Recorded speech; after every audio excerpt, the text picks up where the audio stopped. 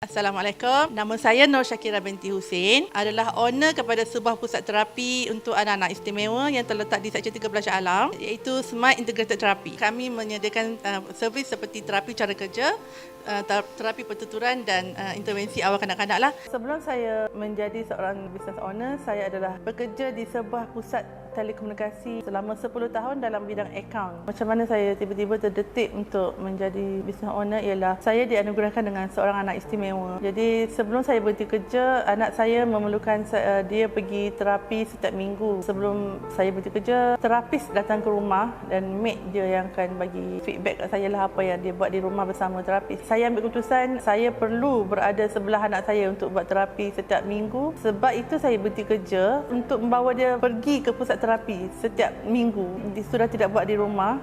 Bila kita berbisnes tanpa guru, kita hanya buat semua tanpa benda yang confirm. Kita hanya kadang-kadang kita tengok Google, tengok orang buat, kita ikut. Tapi bila kita belajar, terlalu banyak step yang kita tak buat sebenarnya. Selama ni kita buat just main buat saja.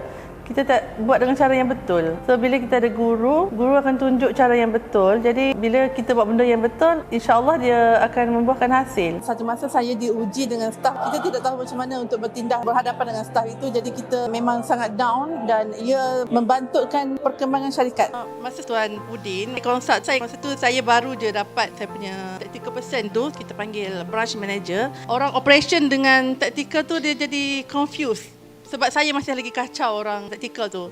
Jadi bila saya keluar daripada taktikal, saya betul-betul serahkan pada dia orang. Jadi benda tu baru smooth. Saya tak kacau dia orang punya kerja. Saya bagi trust kat dia orang. Sekarang dia orang boleh autopilot lah.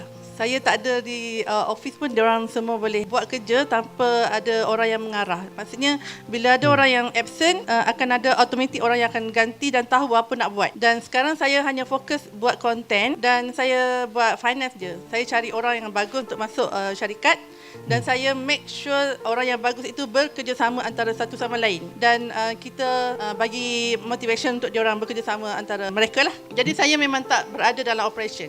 Bila Tuan Fadi share, nak ambil staff, kena ambil cream of the cream. Jadi kita kena expanding untuk ambil staff.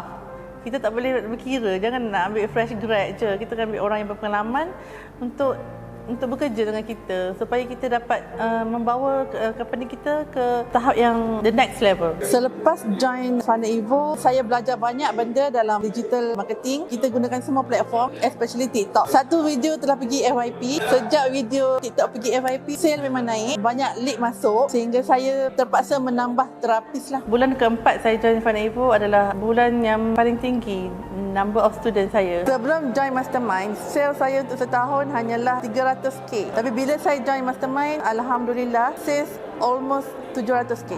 Untuk berbisnes, kita memang kena ada guru. Guru dia akan bagi kita guidelines untuk kita buat benda yang betul supaya dia tak nak kita buat salah. Macam seorang ibu, dia memang tak nak kita buat salah macam dia pernah buat. Jadi dia sentiasa akan bagi guideline untuk kita buat benda yang betul supaya kita dapat capai apa yang kita nak dalam hidup kita.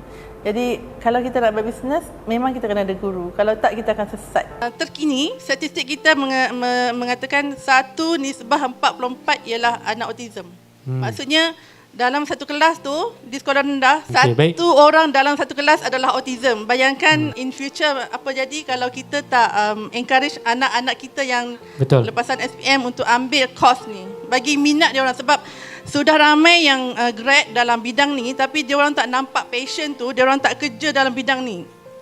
Dia orang ambil just untuk belajar, for the sake of belajar. Tapi bila dah habis degree, dia orang tak kerja sebagai terapis. Itu sangat mengecewakan sebab kita sangat-sangat memerlukan.